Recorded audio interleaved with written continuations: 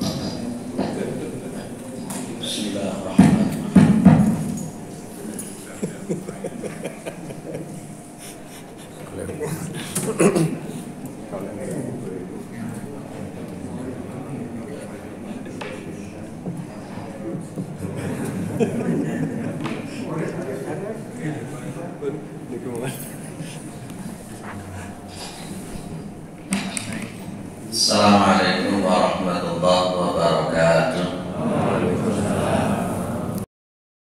Alhamdulillah, alhamdulillahilladzi arsala rasulahu bil huda wa dinil haq liyudhhirahu 'ala ad-dini kullih wa kafa billahi shahida.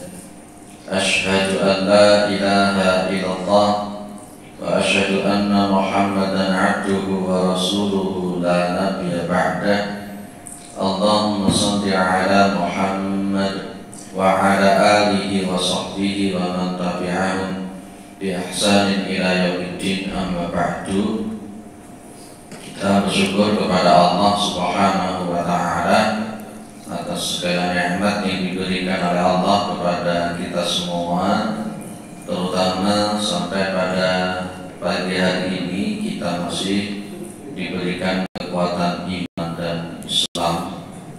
Kita masih diberikan kesehatan, kesempatan, sehingga bisa menggunakan kita tersebut berjamaah dan lanjutkan dengan mengkaji agama Allah Subhanahu wa ta'ala. Mudah-mudahan kesempatan semacam ini senantiasa diberikan oleh Allah kepada kita semua sampai nanti kita menghadap kepada Allah yang tentunya dalam posisi husnul khatimah. Salawat salam tentu terlimpahkan kepada Rasulullah Muhammad sallallahu alaihi wasallam sebagai khatamul anbiya wal mursalin, penutup para nabi dan rasul yang tidak ada nabi lagi sesudah Nabi Muhammad sallallahu alaihi wasallam. Ini mic-nya saya pegang biar suaranya keras, biar si ngantuk-ngantuk saya tangi. Ya, ngaji subuh itu berat. Baik, kita masih di surat Al-Buruj. Kemarin kita bicara tentang iman, bicara tentang amal saleh, dan bicara tentang surga. Dan kemarin sudah kita bahas konteksnya rahmat Allah itulah yang bisa memasukkan kita dalam surga. Dan juga kita bicarakan bahwa sungai yang mengalir di bawah surga itu sungainya macam-macam. Ada sungai khamar, ada sungai susu, ada sungai madu dan seterusnya. Dan itu jangan dipikir secara akal. Kalau dipikir secara akal nanti jadinya akan berpikir kira-kira sungai madu itu piye orang berita kabeh. Jangan dipikir secara akal. Nanti kalau ingin jadinya merasakan masuklah surga itu saja. Kalau jadinya tidak masuk surga, jadinya tidak akan bisa merasakan sungai madu, sungai susu, sungai khamar dan seterusnya. Kalau penasaran, beramalah yang baik supaya bisa masuk surga, itu saja. Kalau tidak penasaran, berarti ada sesuatu yang error. Baik, kita akan bicara tentang siksaan Allah Subhanahu wa Ta'ala. Setelah Allah berbicara tentang amal, tentang iman, tentang surga, maka di sini Allah berbicara tentang siksaan. Inna batsha rabbika lasyadid. Batsha itu bisa mempunyai makna al-iqab, yakni aqtuhu bil iqabi syadid. Kama qala Allah Ta'ala, i'lamu anna Allah syadidul iqab wa anna Allah ghafurur rahim. Jadi yang namanya batsyun, kalau dalam bahasa fi'il sulasi mujarrad itu batasya. Maka nanti juga dalam Al-Quran inna batsha rabbika lasyadid. Yang namanya batsyun atau batasya itu artinya intiqamuhu. Intiqam itu artinya siksaan-siksaan Allah Subhanahu wa Ta'ala. Lah siksaan-siksaan Allah Subhanahu wa Ta'ala itu lasyadid, itu pakai lam, itu namanya lam taukid dalam bahasa Arab. Lam taukid yang menunjukkan kepada sebuah kepastian bahwa siksaan Allah itu luar biasa. Siksaan Allah itu luar biasa. Kalau dulu pernah saya sampaikan bahwa neraka siksaannya yang paling ringan itu ketika seseorang diberikan sesuatu alas kaki di bawah kakinya, kemudian otaknya mendidih dan hancur. Itu adalah siksaan yang paling ringan. Baik, kita bicara tentang siksaan. Kalau kita berbicara tentang masalah siksaan, itu kita tidak akan keluar dari kaidah al-adlunya Allah. Al-adlu, keadilan Allah. Ya, kalau kita berbicara tentang siksaan Allah, saya ulang lagi, kalau kita berbicara tentang siksaan Allah, kita tidak akan bisa keluar dari al-adlu, keadilan Allah Subhanahu wa Ta'ala. Jadi sanksi siksaan hantaman Allah kepada hamba itu adalah berdasarkan keadilan Allah. Karena Allah Subhanahu wa Ta'ala itu tidak mungkin berbuat zalim kepada hamba-hambanya. Tidak mungkin. Jadi kalau orang masuk surga itu ada nilai-nilai kepantasan kenapa dia harus masuk surga. Orang itu masuk ke dalam ada nilai kepantasan, itu harus masuk ke dalam. Makanya Allah itu menyebut bahwa surga itu dari sebuah bentuk kepantasan. Maka ilahi sulil firdausi ahla, ya, ilahi wahai Tuhanku, ilahi lastu, ya, lastu ini bukan seseorang yang pantas. Ilahi lastu lil firdausi ahla wala aqwa 'ala naril jahim. Nah, siksaan Allah itu ada posisi di dunia juga. Ada posisi siksaan Allah itu ada di dunia juga. Dan juga nanti yang paling kuat itu ada di al-akhirah, ya, fi dunya wal akhirah.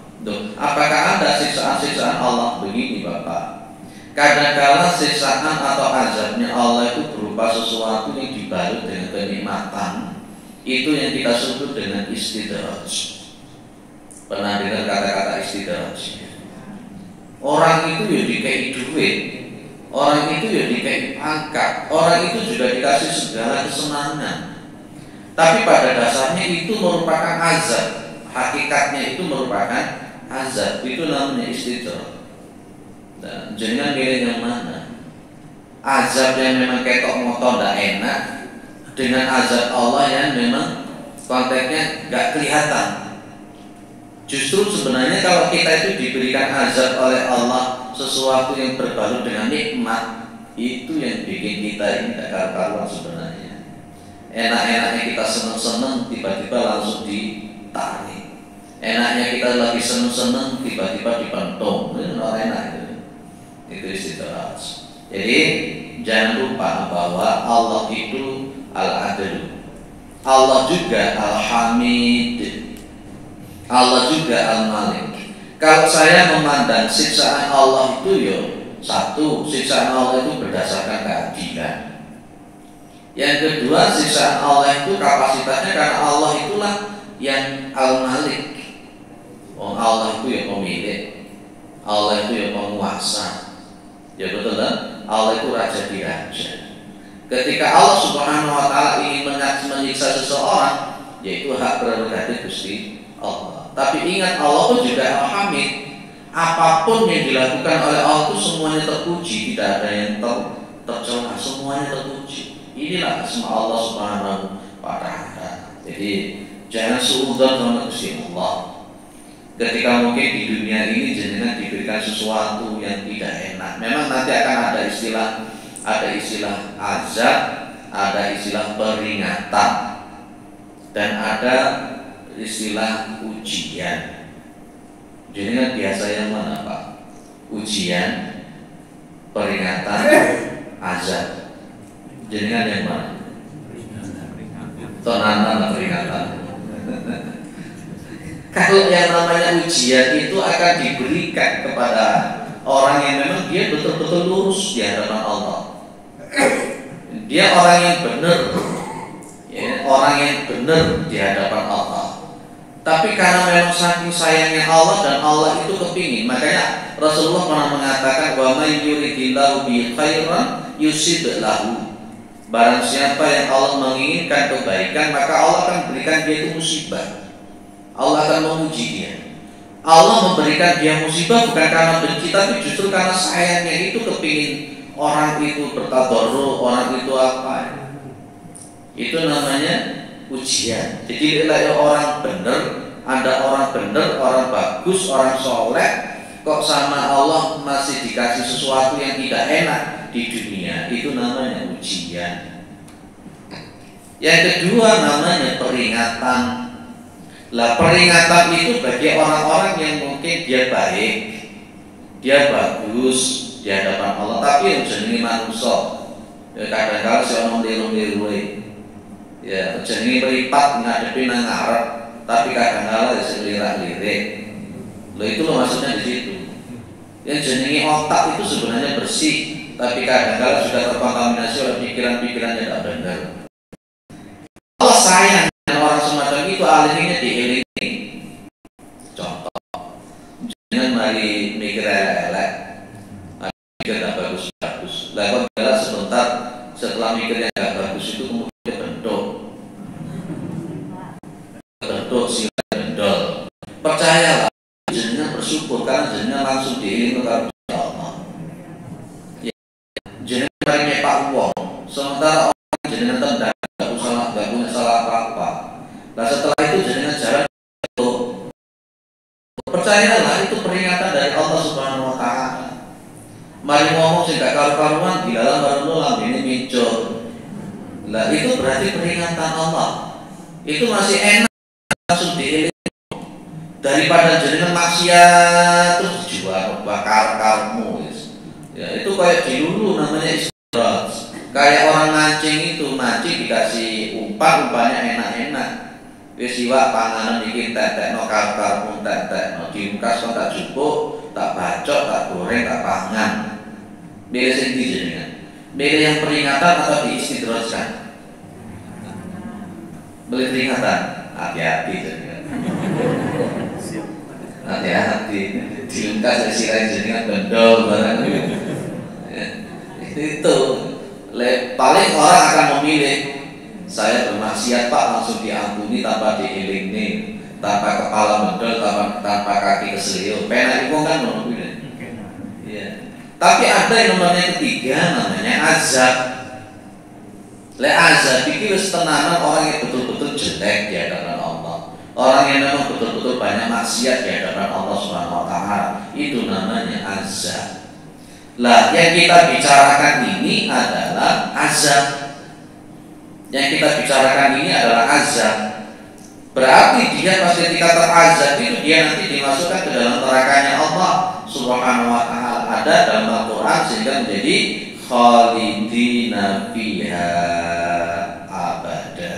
Ya, khalidina fiha abada, kekal selama-lamanya. Tapi harapan kita andai kata umpama kita ini dimasukkan ke dalam neraka, itu jangan yang selama-lamanya.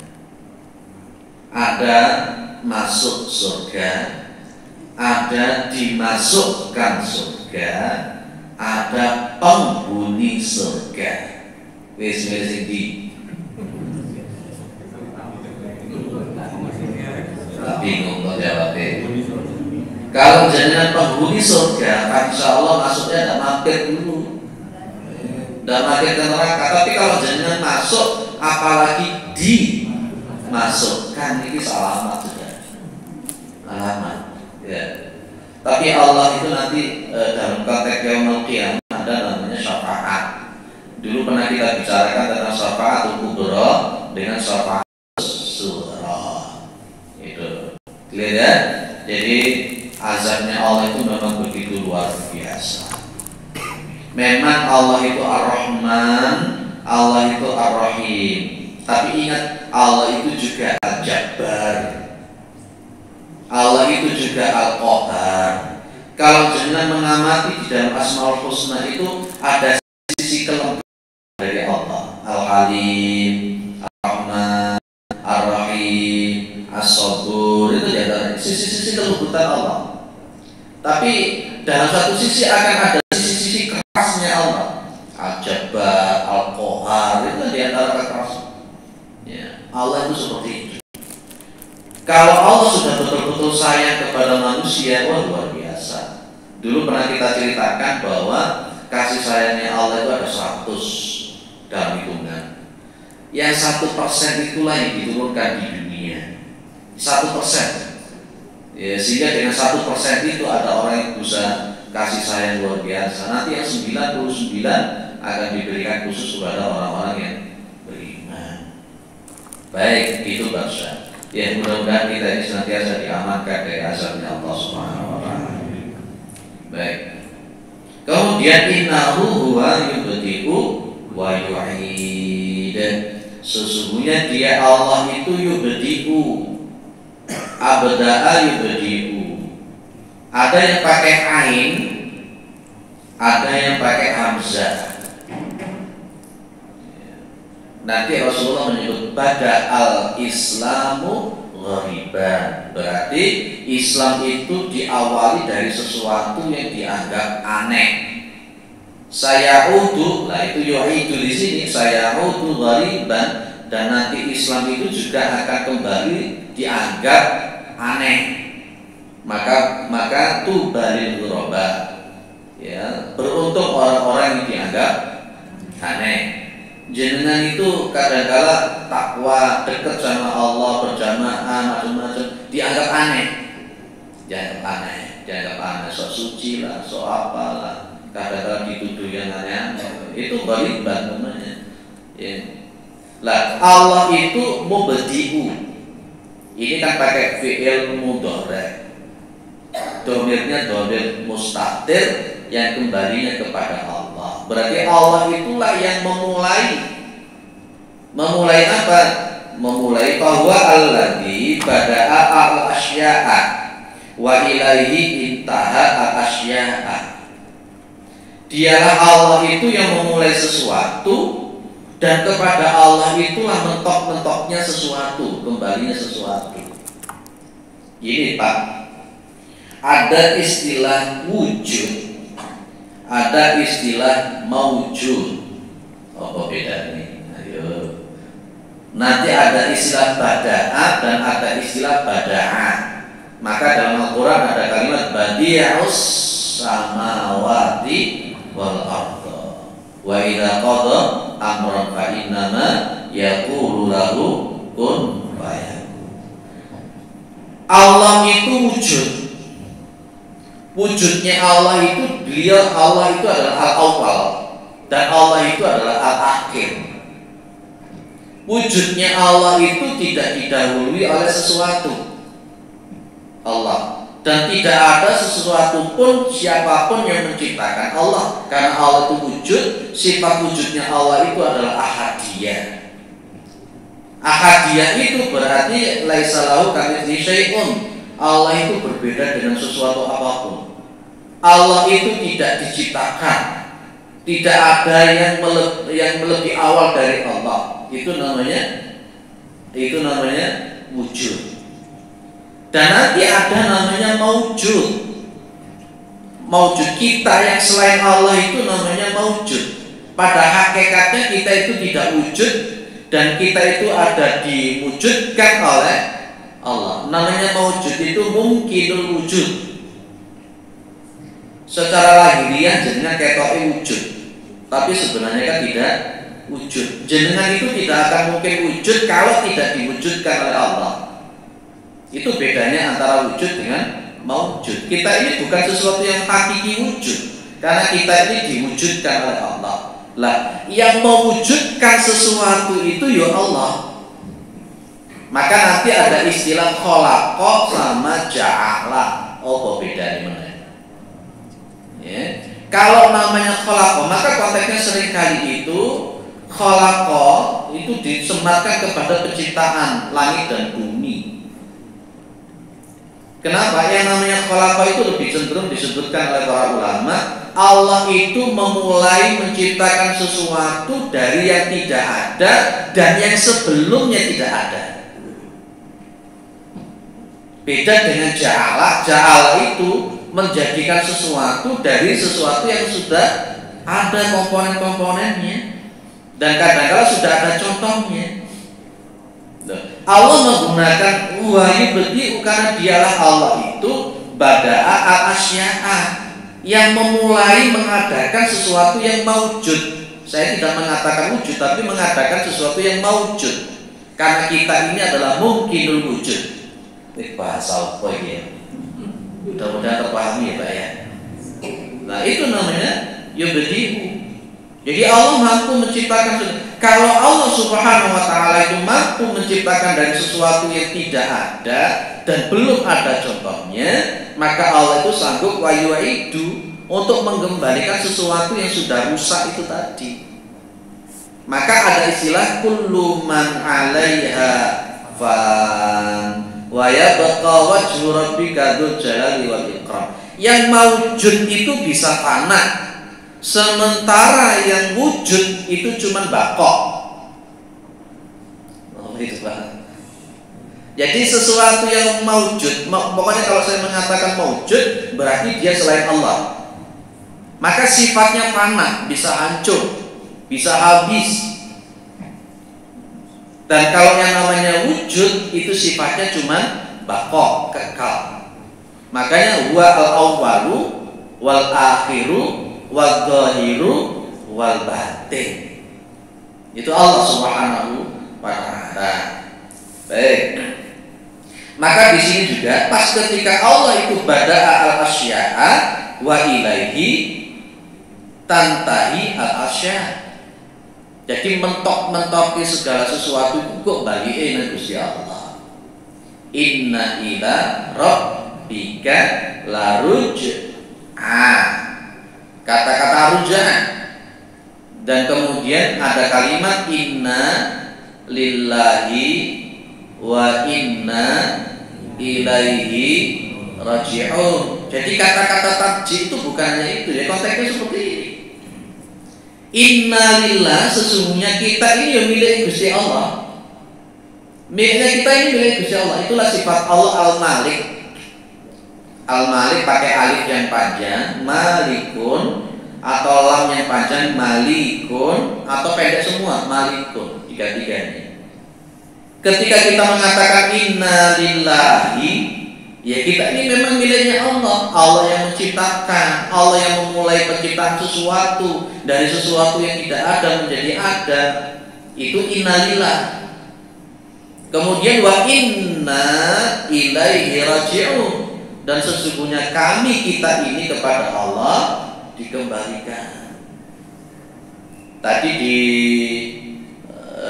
rakaat yang pertama di surat As-Sajdah, qul yatawaffakumul malakul mautil ladzi wukila bikum tsumma ila rabbikum turja'un. Tsumma ila rabbikum turja'un itulah muntaha al-asya, tantahi al-asya.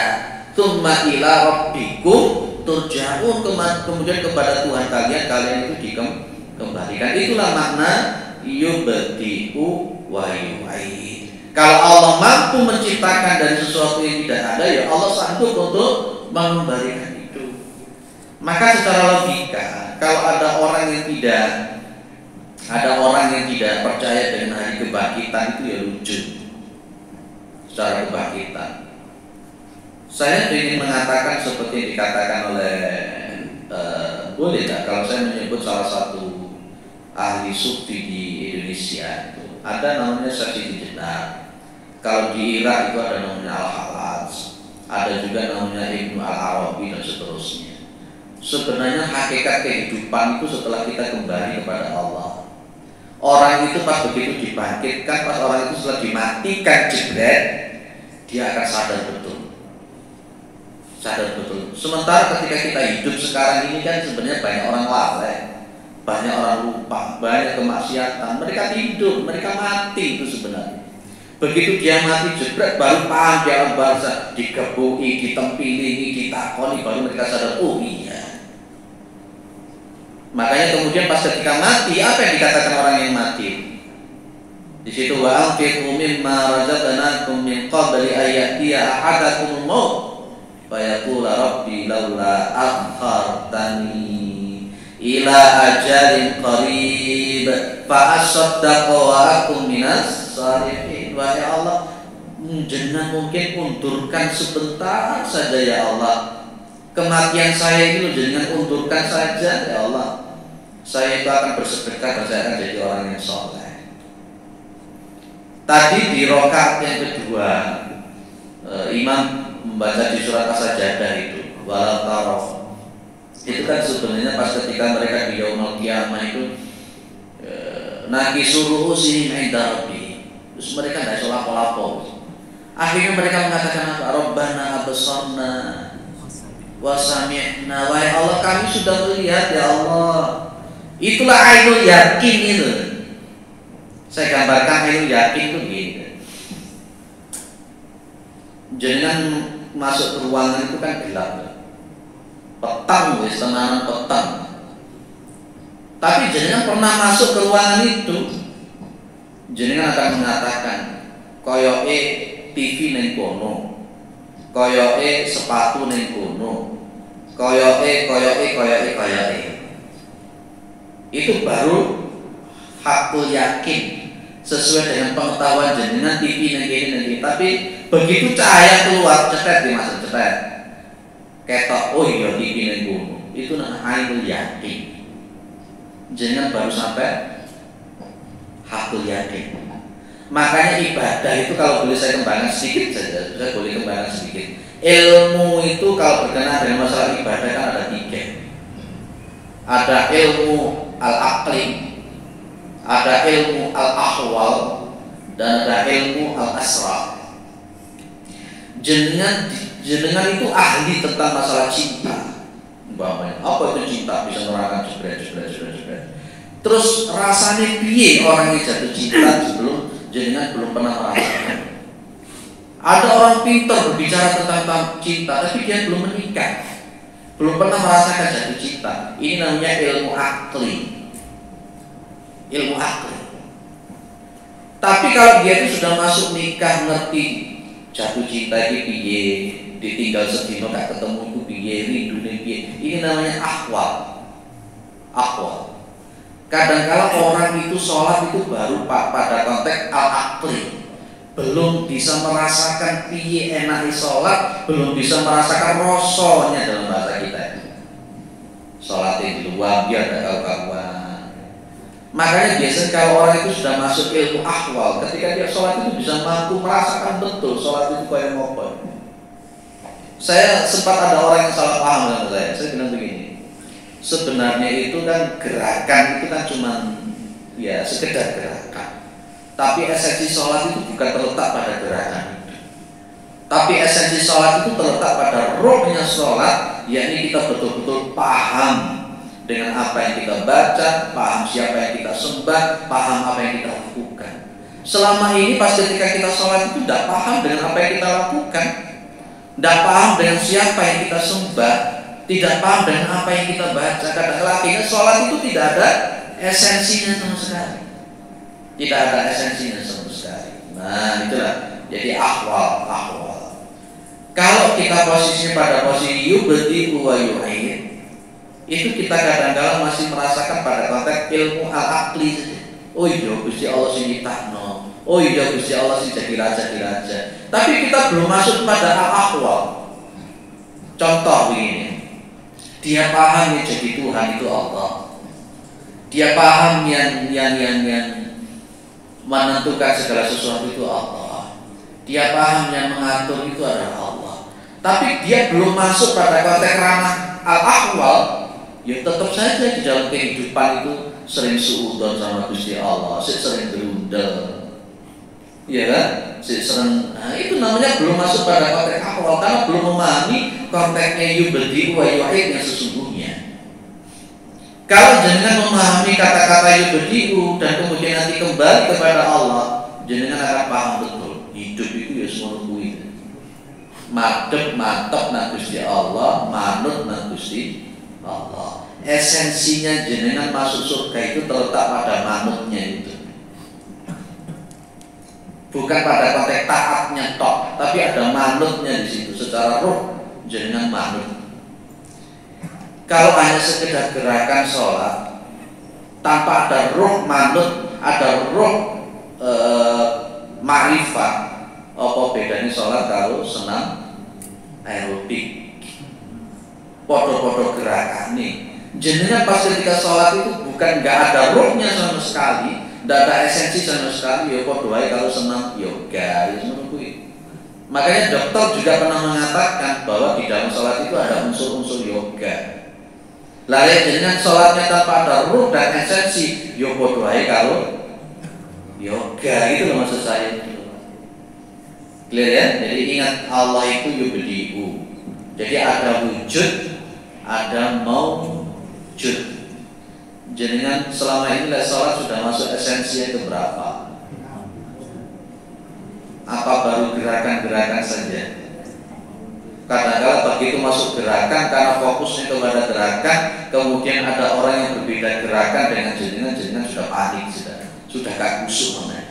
Kila apa tangan kok gini lapor.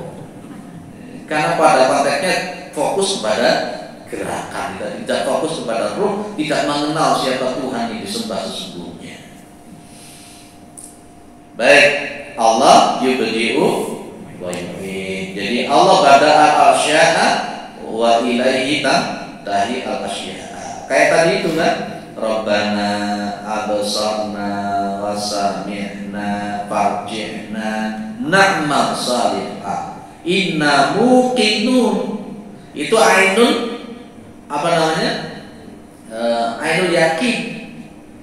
Dia, wahai Allah, kami sudah melihat ya Allah, kami sudah mendengar ya Allah. Farji'na, maka kembalikan kami na'mal salihah, kami akan melakukan amal yang saleh. Baru dia mengatakan inna muqinun, sesungguhnya kami adalah orang-orang yang yakin. Wis digepuki kayak merasa yakin mesti ikat sama Allah, mesti tempili gakar kawan baru inamukinu dan kemarin ngapain?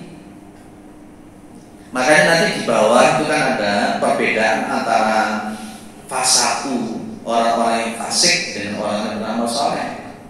Wa ammal ladzina fasaku fama'wahumun nar kullama aradu ayakhruju minha u'idu fiha. Itu loh Pak. Adapun orang-orang yang fasik maka tempatnya itu adalah neraka. Kullama aradu ayakhruju minha. Loh, wong sing kafir-kafir, fasik-fasik, sing elek-elek yang dimasuk surga itu mereka ingin keluar dari neraka, Pak. Kullama aradu ayakhruju minha. Ketika mereka itu kepingin keluar dari neraka itu, u'idu fiha, dibalik nomor neraka. Faduku, insyaallah. Itu karena prakteknya bima apa tukar dibu di akhir ayat itu karena kalian berdusta tentang masalah itu. Hati-hati. Ini termasuk apa namanya bab syarobika la syahid juga.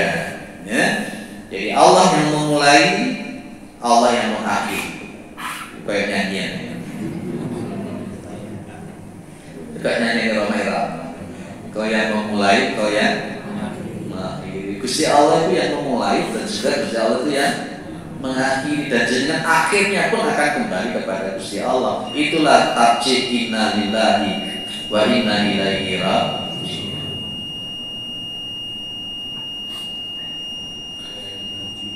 Wa hiya fi kulli syai'in wa ilaihi fi kulli syai'in al-khalqu minallahi wa ilaihi.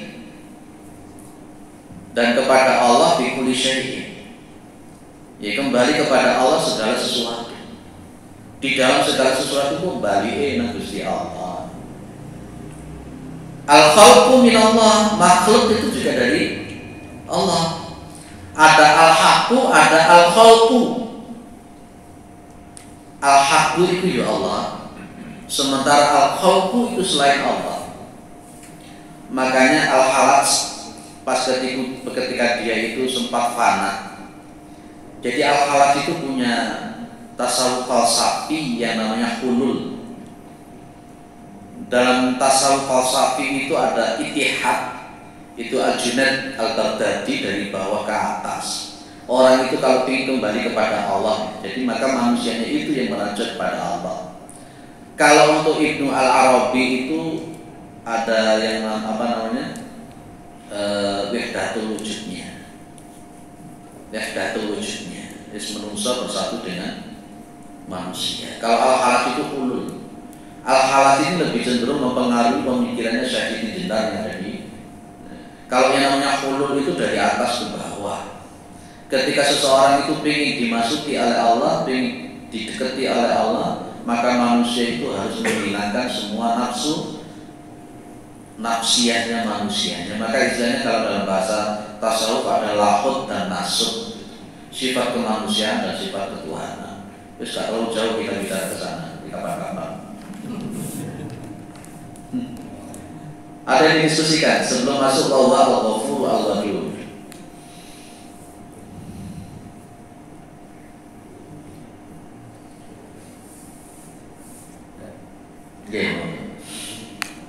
Jadi intinya adalah pemahaman kita dan ilmu dari segala sesuatu yang kita laksanakan harus sesuai dengan ilmu. Tapi mengapa kadang-kadang dalam berilmu mencari ilmu itu begitu sulit untuk kita memahaminya, karena mungkin sistematika itu semacamnya. Bagaimana ini? Baik. Kalau kita bicara tentang ilmu itu adalah cahaya, Bapak. Maka ada istilah al-ilmu nur. Ya, bukan dari ulangan turun diplak, bukan. Ya, kalau anak siswa-siswa mesti ngomongin Pak katanya al-ilmu itu nur. Ya, ilmu itu nur. Dalam pandangan kita namanya ilmu itu adalah nur. Ilmu itu adalah cahaya. Namanya cahaya itu akan bisa masuk kepada seseorang, kepada hati yang ikut bercahaya. Ya, maka para ulama itu begini, ada ilmu al-muktasab, dan ada ilmu ghairu muktasab. Kalau ilmu al-muktasab itu dengan bil-qalam, dengan belajar seperti ini namanya ilmu muktasab. Dan itu tidak menjadi sebuah bentuk jaminan seseorang itu meskipun nyekel buku mocok kemudian ilmunya bisa masuk. Dan dia itu akan bisa masuk kepada hati yang bersih. Kenapa bisa begitu? Karena ilmu itu bukan akal letaknya. Kalau kita berbicara tentang ilmunya Allah, letaknya bukan di akal, tapi di hati.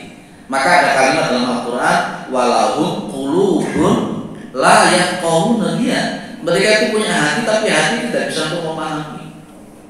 Apalagi kalau kata konteks kalla bal rana ala qulubihim ma kanu yaksibun. Kalau hati itu sudah ron itu berkata. Makanya di awal itu kalimat idza tutla alaihi ayatuna qala asatirul awwalin. Diwacana ayat koyo ngopo tetep dia mengatakan itu dongeng-dongengan para lalu. Kenapa? Kalabal roh. Karena ilmu itu adalah cahaya. Kita itu moco, ngapal nih. Tapi cahaya itu tidak bisa masuk dalam hati kita.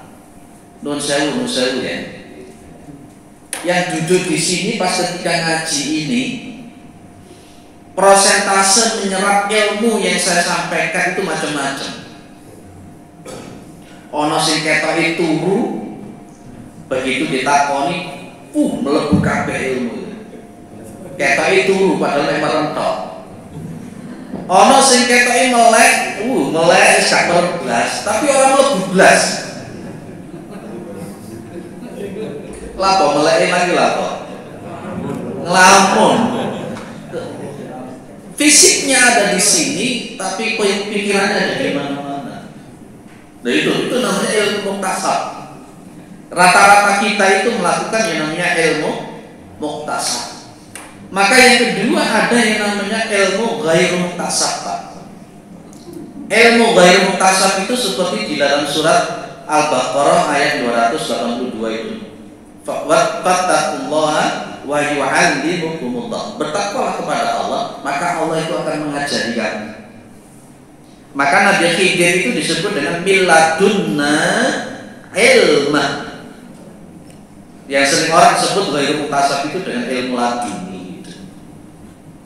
Nah, kalau kita mengatakan Pak ilmu itu sulitnya ilmu masuk ke kita itu jangan salahkan Allah, tapi salahkan diri kita kompatibel dan untuk bisa dimasuki ilmunya Allah Subhanahu wa taala. Maka di dalam kitab Sahih Adabil Islamiyah yang ini kemarin saya bahas di Asyura Sukun juga sampai kepada Adam Sabai. Para ulama menyebutkan dan golek ilmu itu ada khilaful batni, luwe, lapar, tirakat untuk membersihkan hati itu. Maka hati ilmu itu akan masuk. Karena ada ilmu yang jenisnya ghairu muktasab. Ghairu muktasab. Nah, kita ini termasuk yang mana? Kita ini makanya nanti dalam perkembangan keilmuan itu ada namanya Imam Al-Ghazali. Imam Al-Ghazali itu tulisannya ratusan. Beliau itu tidak akan mengkritik keilmuan sebelum dia paham dengan yang dikritik. Ahli filsafat, ahli fikih, ahli usul fikih, ahli bahasa. Akhirnya dia kemudian masuk kategori akal ini saya kok belum puas. Akhirnya mentoknya kemudian Imam Syafi'i kembali pada konteks tasawufnya itu. Kalau jenengan mengikuti pembelajaran Imam Syafi'i, mengikuti sejarah Imam Syafi'i, belajar fikih, sampai luar biasa Imam Syafi'i, sampai jadi rektor dalam usia 20 tahun. Hafal luar biasa Imam Al-Ghazali itu. Jadi segala macam ilmu dia pelajari. Dia belajar tentang fikih. Sampai dia belajar pada konteks filsafat, sampai menentang filsafat, debat. Dia belajar batini dan sebagainya, mentok. Dia tidak puas dengan keilmuan itu. Makanya kadang-kadang antara tulisan Imam Al-Ghazali seperti Al-Munqitu minadh Dhalal dengan Tahafut Falasifah, itu kayaknya ada sesuatu yang bertentangan. Karena itu gejolak dalam hatinya si Imam Al-Ghazali menuntut ilmu ini sampai detail kok sepertinya kok enggak. Sampai beliau itu sakit berbulan-bulan karena berpikir tentang kegalauan kepastian ilmu yang bersumber dari akal dan panca indera. Kegalauan beliau itu tentang ketidakpastian ilmu yang bersumber dari akal dan panca indera. Karena konteksnya akal dan panca indera itu sesuatu yang tidak pasti. Contoh, jenengan itu nyalon presiden tahun 2024. Besi koyo digadang-gadang wis wapi. Begitu dadi kok diledek padha ae. Itulah akal. Ya. Akhirnya Imam Al-Ghazali mentok kepada sesuatu keilmuan secara intuisi. Sesuatu yang bersifat intuisi, pendekatan kepada Allah. Allah itulah kepastian. Akhirnya beliau terjun kepada tasyiatun nafas. Beliau kemudian makom sabar, makom tadarruh, makom muhasabah. Inilah ilmu. Kita makanya tadi saya katakan, kita ini seringkali masih pada posisi ilmu al-aqli, bukan masuk pada ilmu al-ahwal, apalagi sampai pada konteks yang nomor 3, ilmu al-asrar. Ada yang sudah sampai al-asrar? Sing akli ya kadang-kadang sih belum jelas. Untuk fikihnya saja belum jelas, usul fikihnya saja juga belum jelas, qawaidul fikihnya juga belum jelas. Opamane bahasa Arab mau sarafi itu belum jelas. Tapi Imam Al-Ghazali sudah melampaui itu sampai akhirnya pada konteks intuisi tadi itu. Nah, kalau kita bicara bahwa ilmu itu sulit masuk ya Pak, salahkan diri kita kenapa ilmu itu tidak bisa masuk. Imam Al-Bukhari itu sanggup untuk menghafal jutaan hadis plus sanad dan matan. Kok iso? Itulah ilmunya diharapkan oleh Allah, cahaya yang masuk. Kalau kita itu berbicara hanya sekedar akal, panca indera, lampu dipateni cetek jadi masuk ke ruangan, isone mau nyongko-nyongko. Sama dengan konteksnya kita itu berilmu dengan akal dan panca indera. Ono mau menyangka-nyangka toh. Imam Syafi'i, kunut itu sunnah. Imam Hanafi, kunut itu ndak ono. Nah, inilah akal. Sing NU riyoyone iku dina. Sing Muhammadiyah riyoyone dina. Ya ikilah akal, ilmu akli namanya. Imam Al-Ghazali galonnya itu di situ. Lho kok iso beda ini. Padahal dalile ya padha, anune ya padha, hadis ya padha, tapi kok bisa berbeda? Itulah mentoknya Imam Al-Ghazali kemudian meninggalkan dunia yang lahiriah semacam ini. Makanya Jalaluddin Ar-Rumi mengatakan kalau memang dekat kepada Allah, mendapatkan ilmu yang bersifat ahwal dan asrar, lampaui akal dan lampaui lahiriah yang ada. Insya Allah masuk. Caranya Apa?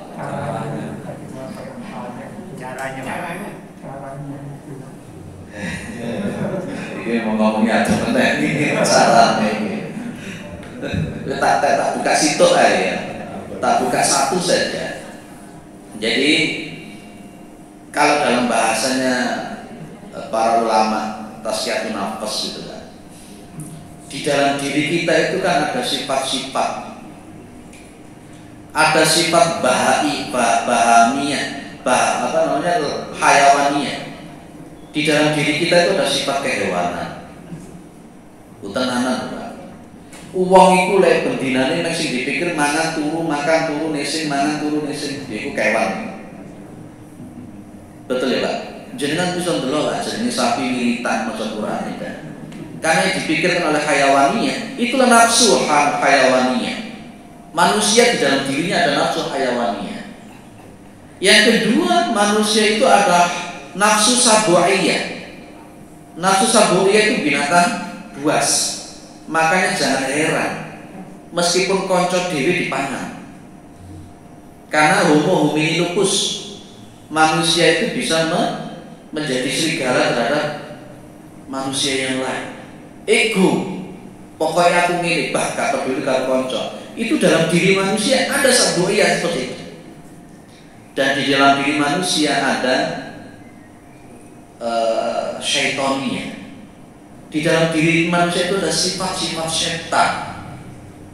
Loh, betul ya? Namanya setan itu liciknya luar biasa. Setan akan menghalalkan apapun demi kepentingannya dia. Itu setannya. Tidak peduli halal dan haram, itu setannya. Di dalam diri manusia juga ada setannya. Baru di dalam diri manusia ada sifat robbaniyah, sifat ketuhanan. Dia bisa sabar, dia bisa memaafkan, dia bisa mencintai, dia berbisa kasih sayang. Itulah robbaniyah. Kalau dalam bahasa ilmu tasawuf ada nasut, ada lahut. Bah, itu sopo meneh itu nasut lahut. Supaya jenengan itu bisa dekat dengan Allah Subhanahu wa taala, gunakan yang robbaniyah. Sementara si telu iki menghilang mau titik. Jenengan tidak akan bisa mendekat kepada Allah yang benar ilmu dengan baik kalau sifat hewan, sifat binatang buas, sifat setan itu masih ada di dalam diri. Itu di antara caranya. Di antara caranya itu sopo gitu. Nanti kita kalau ini khatam tapi nggak tahu kapan khatamnya ini. Ini masih sesatnya ini. Kita bicara tentang masalah seperti itu monggo kalau ingin jenengan mau. Tapi yang mau mudah-mudahan kalau bicara tentang masalah seperti itu mudah-mudahan tidak salah paham, apalagi gagal paham. Gitu ya. Jadi jangan mengatakan Pak ilmu itu sulit. Saya tidak mengatakan ilmu sulit. Kita yang sebenarnya mempersulit ilmu itu masuk dalam hati kita. Ya, jangan pengen yang ilmu muktasab atau ilmu muktasab. Lek karepe wong ora sinau ora pinter ngono lho. Lek karepe wong iki ngono kuwi. Lah bagaimana jenengan kemudian ilmu yang ghair muktasab itu bisa masuk sementara hawa nafsu, hewan, setan, binatang buas masih ada bercokol di dalam hati kita. Angel masuk seperti itu.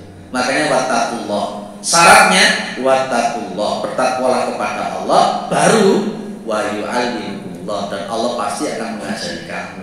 Intinya kalau kita ingin ilmu itu masuk, ilmunya Allah masuk, takwa itu di sini. Clear ya Pak? Clear. Makanya untuk itu ada meneng, ada uwe, ada melek, ada tafakur, ada uzlah, 5 penting sekali. Kapan-kapan akan kita bahas. Siapa lagi yang didiskusikan?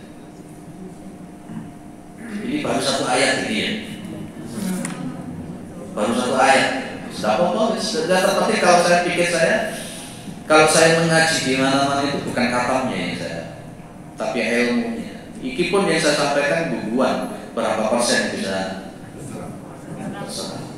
Tapi tidak apa-apa, tidak apa-apa. Bismillah, manusia itu semuanya butuh proses. Nggih, Pak, monggo. Roh itu wujud atau maujud, Ustaz? Baik. Roh itu maujud apakah wujud? Pada dasarnya kalau manusia yang dimaksud roh itu apa dulu? Karena malaikat itu juga disebut roh. Malaikat itu disebut dengan ruhul amin, ruhul kudus, itu malaikat. Ketika roh yang dimaksud itu adalah malaikat, maka malaikat itu adalah maujud, karena dia diciptakan dari cahaya. Kemudian kalau roh yang dimaksud itu ruhnya manusia, Allah hanya mengatakan, tadi juga dibaca oleh imam di dalam surat As-Sajdah, tsumma sawwahu wa nafakha min ruhi. Dan kemudian Allah menyempurnakan manusia dan Allah meniupkan rohnya. Kalau sudah pada konteks namanya rohnya, maka para ulama menyebut ya duduk maujud meneh gitu. Karena itu bagian daripada ketuhanan.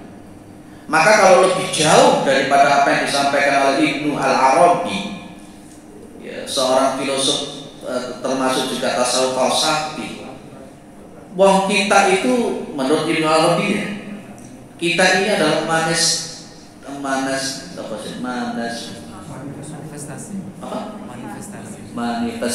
Oh ya wis. Manifestasi daripada Tuhan itu sendiri. Sehingga kemudian nanti Ibnu Arabi akan memunculkan teori emanasi. Sopo meneh itu mang teori emanasi. Sehingga kemudian akan muncul begini, Ibnu Arabi itu menceritakan seperti ini. Ibnu Arabi, jangan setuju dengan Ibnu Arabi atau tidak? Karena buktinya memang Ibnu Arabi banyak pengagumnya, seperti Jalaluddin Ar-Rumi. Jenengan ada di sebuah ruangan, kemudian dikelilingi oleh kaca-kaca yang bisa bercermin. Jenengan berdiri di tengah. Yang sejati itu yang mana? Ingsun sejati itu yang jenengan itu. Tapi ketika jenengan melihat kepada kaca A, kaca B, kaca C, kaca D, nanti yang kelihatan itu berbeda-beda.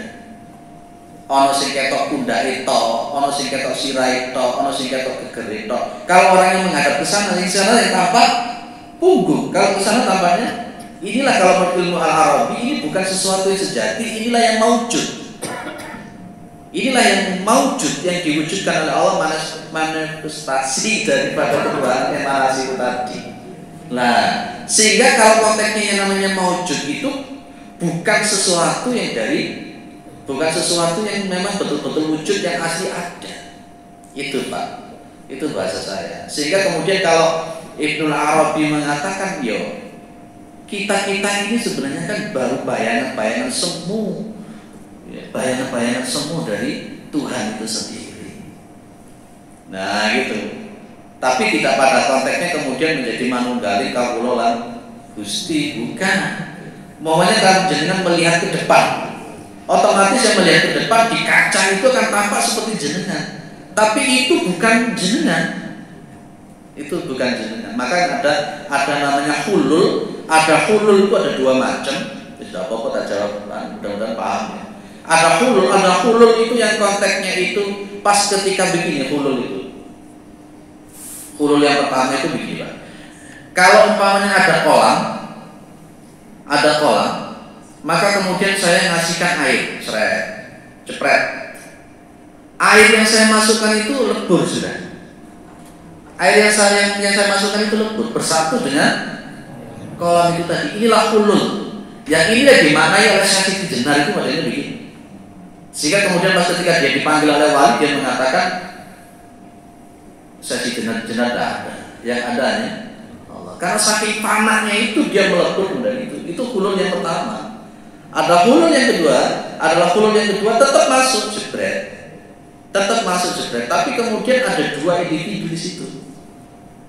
Ada dua individu di situ, tidak seperti yang pertama. Nah, kemudian muncul dari konteksnya pemahaman para ulama, kalau memang roh itu adalah dari Allah, ditiupkan oleh Allah, maka dia itu bukan sesuatu yang maujud. Itu filsafatnya kan penting. Terus kita juga, tapi kita itu tidak penting untuk berbicara apakah roh itu maujud atau wujud. Yang terpenting bagaimana kita ini bisa membersihkan hati kita untuk bisa berdekat kepada Allah Subhanahu wa Ta'ala. Itu aja.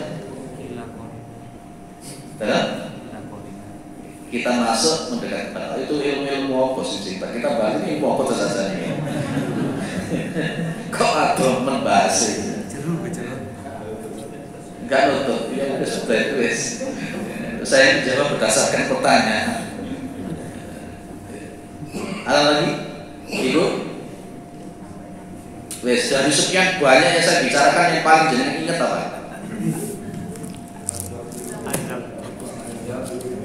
Azab, peringatan atau ujian, apa lagi? Jenengan itu azab atau peringatan? Ujian. Kalau jenengan mengatakan ujian, berarti jenengan merasa bahwa dirinya sudah jenengan sudah merasa baik. Padahal merasa baik itu terus parameter baiknya apa gitu. Terus kapan-kapan kita akan bicara parameter baik itu apa. Maka baik menjadi orang baik, lebih baik lagi mengajak orang untuk berbuat baik. Ya, baik menjadi orang baik, lebih baik lagi mengajak orang untuk berbuat, atau mungkin lebih panjang lagi, baik menjadi orang baik yang melakukan hal-hal yang baik, dan lebih baik lagi dia mengajak orang yang lain untuk melakukan hal-hal yang baik. Baik apa lebih Baik, subhanakallahumma wa bihamdika asyhadu an la ilaha illa anta astaghfiruka wa atubu ilaik. Assalamualaikum warahmatullahi wabarakatuh.